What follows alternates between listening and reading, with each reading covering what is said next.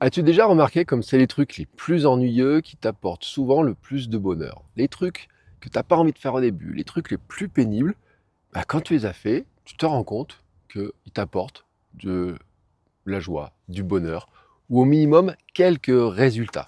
Là, bon, tu vois, ce matin, je suis parti courir et c'est rare, mais c'est vraiment rare. J'ai pas vraiment envie d'aller courir ce matin. Tu vois, pourquoi? Parce que dans ma tête, tu vois, là, je suis au sommet de ma petite montagne. Derrière, il y a les volcans, il y a le Puy-de-Dôme et tout. Et comme tu le vois, derrière, il y a des gros nuages. Et en fait, hier soir, j'avais préparé mon sac, j'ai préparé, tu vois, tout un tas de trucs. Et notamment ma cafetière portative, qui est une aéropress. Et en fait, je m'étais dit, je vais aller faire un lever du soleil tranquillement ce matin. Là, ce jeudi matin, je vais faire un lever du soleil tranquillou. Ça va être super cool, voir un beau lever de soleil. Je vais me faire un café en même temps, ce que j'appelle les sorties coffee gravel. Et, euh, et donc, j'étais parti là-dessus, sur cette idée-là, tu vois. Et tout. Et donc, j'ai pas regardé la météo. Mais moi, dans ma tête, je me dis, il va faire beau, on est en juillet et tout, pas de souci. Et puis, ce matin, quand je me réveille naturellement, tu vois, vers 5h20. Donc, c'est mon heure de réveil à peu près. Et ça, c'est naturel. Et donc, quand j'ouvre les yeux, je sens par la fenêtre qu'il y a du vent. Et là, je me dis, ah, c'est bizarre, c'est pas le temps. C'est pas un temps chaud comme je l'avais prévu. C'est-à-dire que c'est pas temps canicule et compagnie, tu vois. Tiens, là, je vais mettre mon café dans l'engin. Et donc, je m'étais dit, oh là là, qu'est-ce qu'il fait comme temps? Je regarde par la fenêtre, des nuages, mais des nuages comme ça, quoi, et tout. Et je regarde mon appli météo, et mon appli météo me dit, ils annoncent de la pluie pour aujourd'hui. Alors là, je me suis dit, oh là là, est-ce que j'y vais? J'aurai pas mon spectacle que je veux, de la lumière du soleil, la luminosité que je veux et tout. Donc franchement, tu vois, si j'ai pas préparé mes affaires, j'y serais pas allé. Et en fait, c'était sur le coup, je me suis dit, ouais, ça va être pas aussi bien que je veux, ça va pas être comme je veux, tout. Et donc, tu vois, c'était en train de commencer par me gâcher mon plaisir, alors même que j'ai pas commencé à y aller, mais je m'étais déjà fait une idée sur le fait que, bah franchement, ça allait pas être terrible. Tu vois, bon, maintenant que j'ai préparé ça, j'ai pu mettre de l'eau dedans. Tac.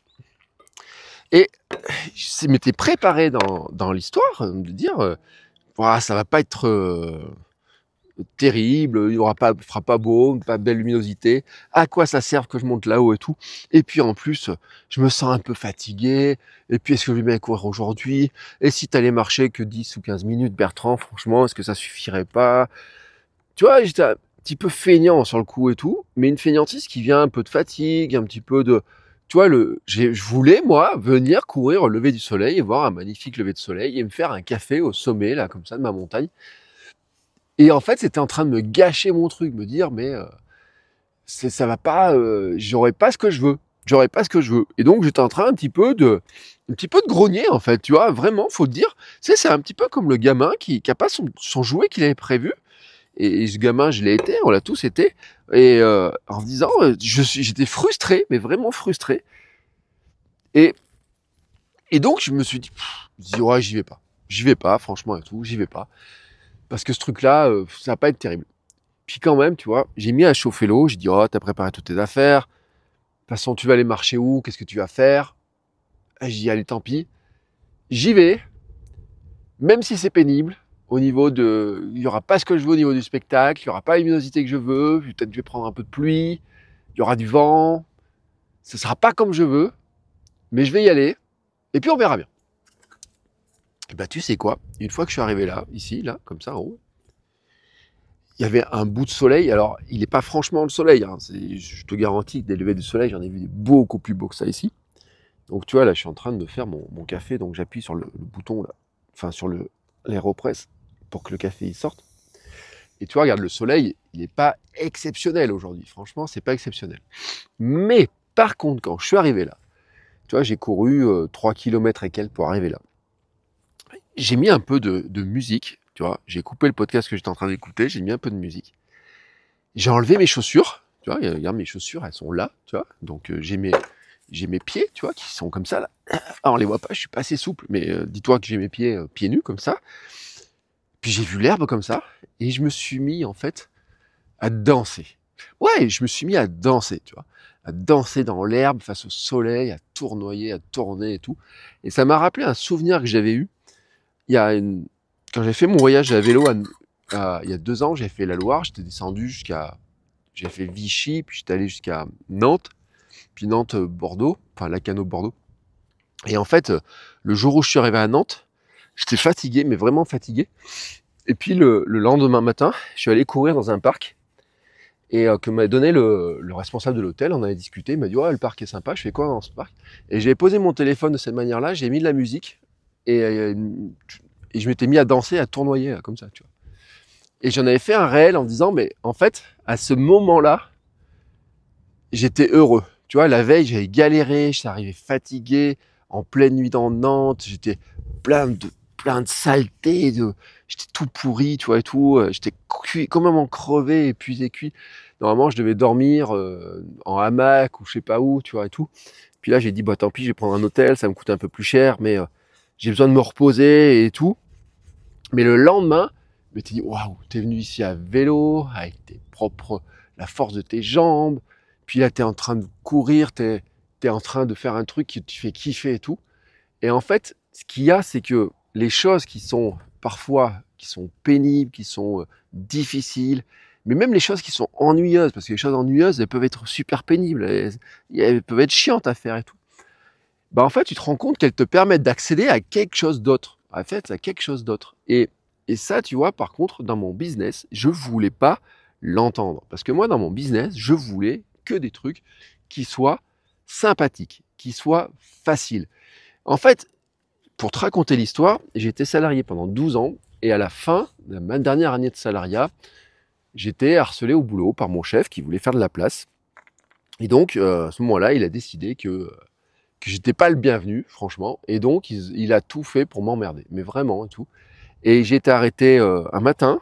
Je suis arrivé, c'était un lundi matin. Et tu vois, tous les dimanches soirs, j'ai mal au ventre, je me sentais pas bien. J'étais vraiment de plus en plus mal et tout. Et un lundi matin, je n'arrivais pas à taper sur mon clavier, à taper le code de mon ordinateur pour le débloquer.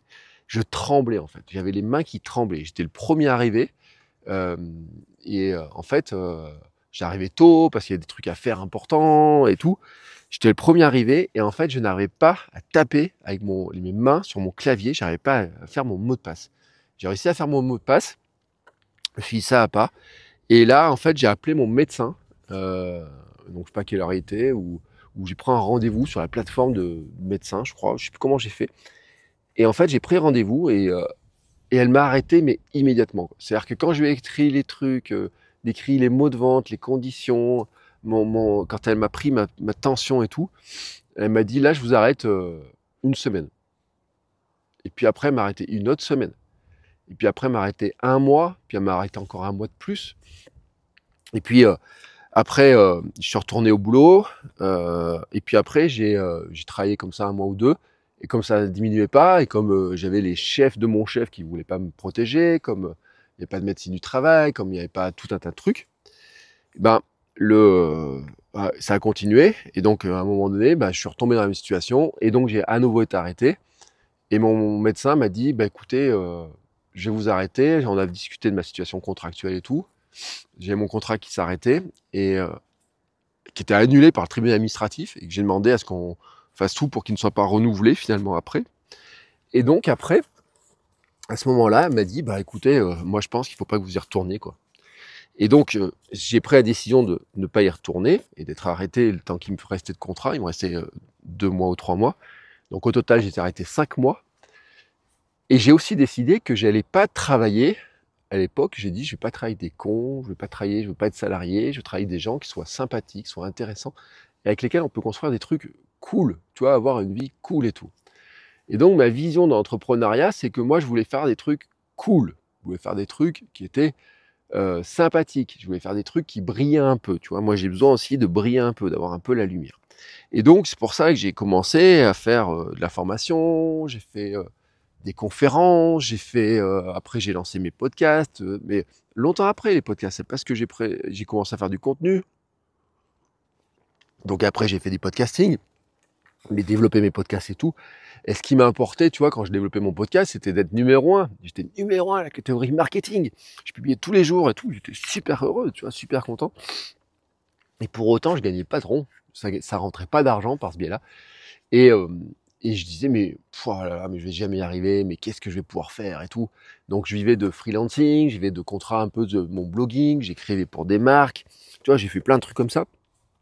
Et en fait, ce que je m'étais pas rendu compte, c'est que pour que mon truc il marche, il fallait aussi que je fasse des trucs chiants et pénibles. Et les trucs chiants et pénibles, c'est des trucs qui brillent moins. Tu vois, il y a Instagram, il y a YouTube, il y a les podcasts, il y a le fait d'avoir de l'audience, d'avoir des gens qui écrivent. Tu vois, moi, tous les jours, hier, quand je diffuse mon podcast, je sais qu'il y a 2000, 5000 personnes qui vont écouter l'épisode de podcast.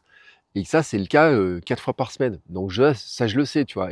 Et mon ego, il est vachement marqué, tu vois, par ce truc-là. Mais par contre, c'est pas ça qui fait vendre et c'est pas ça qui fait rentrer de la caillasse dans le porte-monnaie. C'est pas ça, tu vois. Et ce que je disais dans une vidéo récente, euh, les billets, ils tombent pas, tu vois. Il n'y a pas d'arbre à billets, il n'y a pas de pièces qui tombent du ciel, il n'y a pas un orage de pièces comme ça qui tombent et tout. Et c'est pas parce que tu fais du contenu et même si tu as des milliers de personnes qui t'écoutent, c'est pas parce que tu fais ça que tu auras forcément de l'argent qui va tomber avec.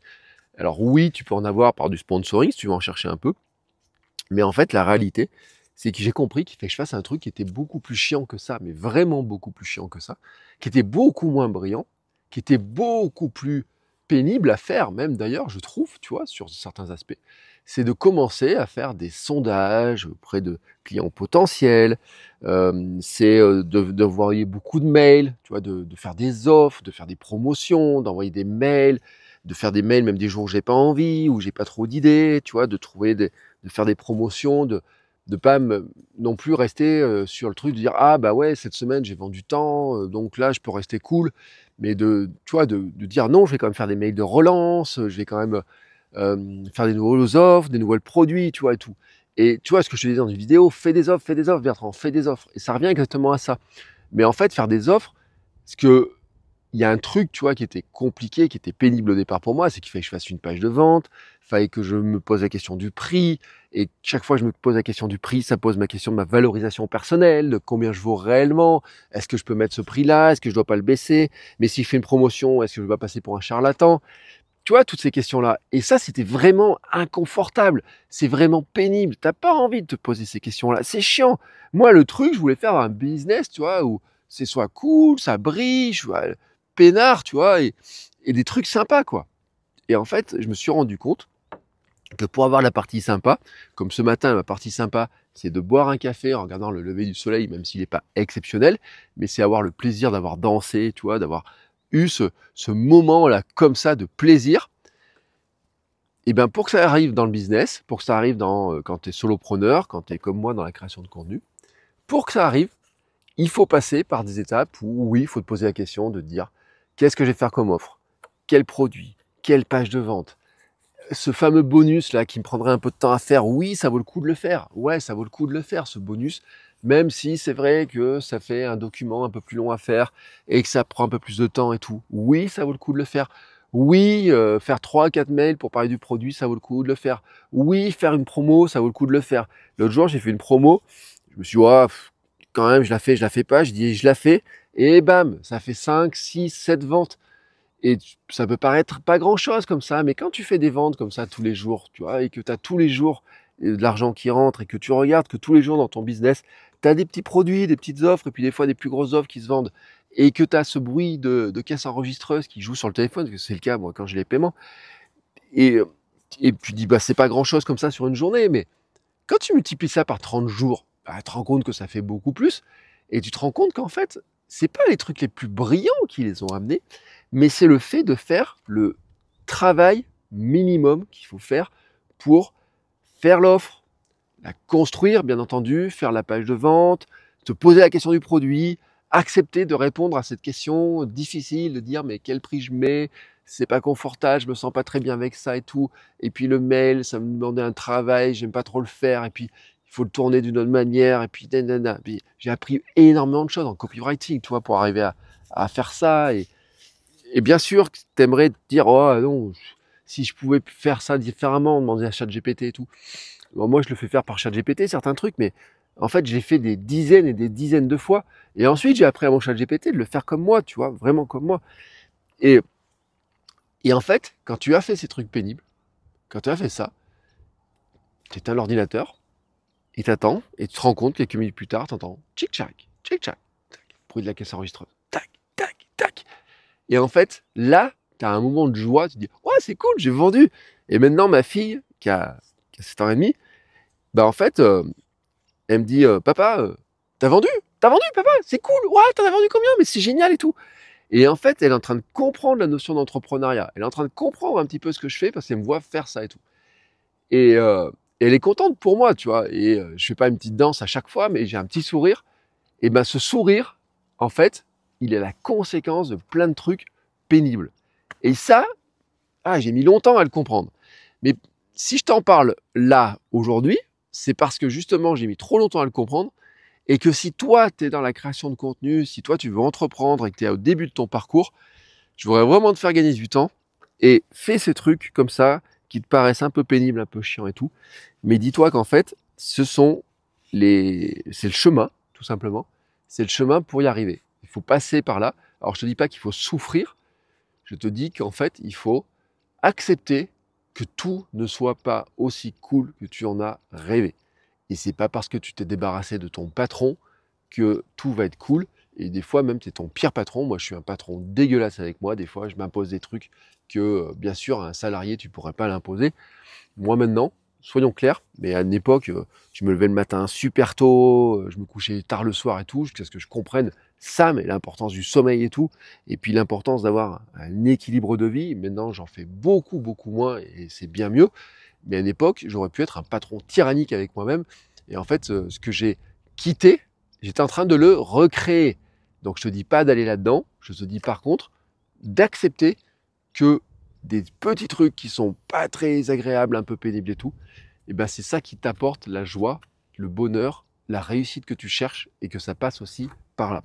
Voilà, je m'appelle Bertrand Soulier, je suis créateur de contenu, podcasteur, je fais des vidéos comme ça des fois en marchant, en courant sur les chemins autour de la maison et des fois tu vois je me fais un café au lever du soleil pour te raconter des trucs comme ça.